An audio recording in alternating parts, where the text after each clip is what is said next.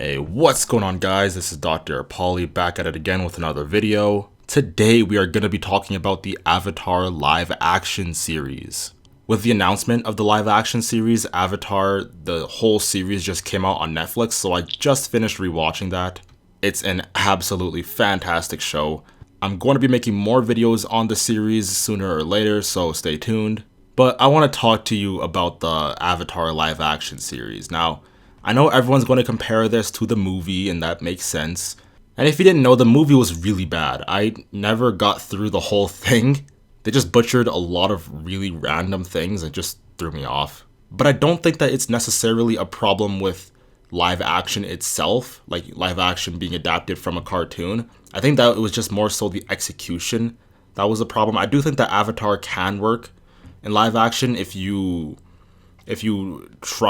really meticulous and you get everything perfect and you pay a lot of attention to detail. I do think that a live action series for Avatar The Last Airbender, it can work. The only type of show where I think live action wouldn't work is when there's just such bizarre character designs, like say The Simpsons or One Piece. I think no matter how good you make Homer Simpson in CGI, he's still gonna look bad. Anyway, so I made a little list of things that the Avatar movie has to do for it to be received by the fans in any sort of, decent light. The first, as I alluded to before, obviously, was good and faithful CGI. The firebending has to look impactful. The earthbending, there has to be like giant rocks coming out of the ground like they are in the show. Not like in the movie where they throw rocks like little pebbles around. It's gotta be those big bulky boulders like they throw out in the show. With animation, this stuff is a lot easier to do because you can just animate explosions or animate fire. But with CGI, it's a lot more tricky. But this is probably my main concern with the live action, just that the CGI and the effects won't look as realistic. They'll look realistic, but they won't look as fluid or clean as they do in the show.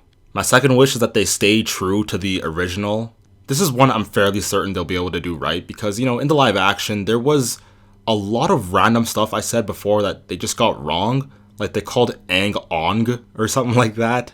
And the tattoo on his head wasn't fully covered. It was like some sort of braille typing or I don't know. So I don't think it's asking too much to stay true to, the original source material.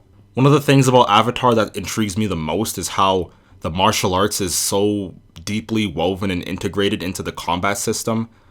They're gonna have to hire professional martial artists to either teach actors how to do it, which may take months or years for them to properly master all the forms and techniques of all the martial arts, or they'll have to CGI people doing those really high kicks and like triple 360 side kick to the face firebending blast that, I don't know, Azula may have done at some point. I understand Hollywood has all these stuntmen, but it's still gonna be pretty challenging. Like, even for the opening scene, I want you to stand up right now and try doing the earth and the fire sequence where the earth guy kicks really high and Azula does a backflip thing and lands. I feel like that's going to be a really big challenge for people in the live action. Because, I can tell you straight up, that stuff takes a lot of training and most people cannot do that. Now, the third thing, which might be kind of controversial, but I want them to actually build off of the story of The Last Airbender.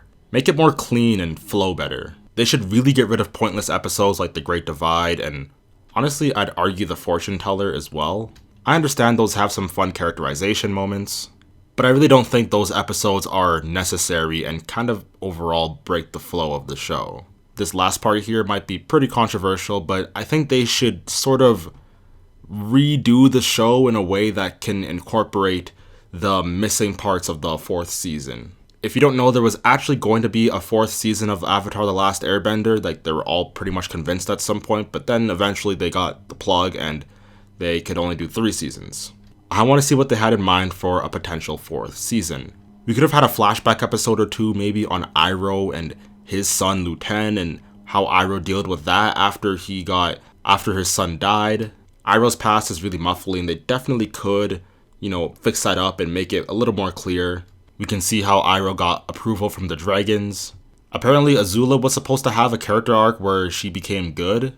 I don't really know how well that fits into the climax of the show. They'll have to completely redo the Sozin's Comet episodes if that is the case. If they do end up doing that fourth season and Azula turns into a good guy, Again, I want this show to expand on the world and lore of Avatar.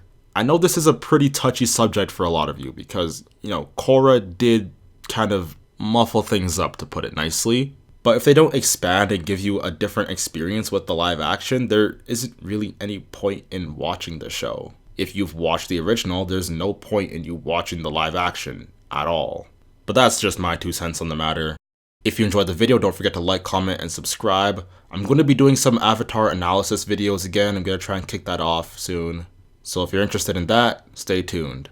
Until next time.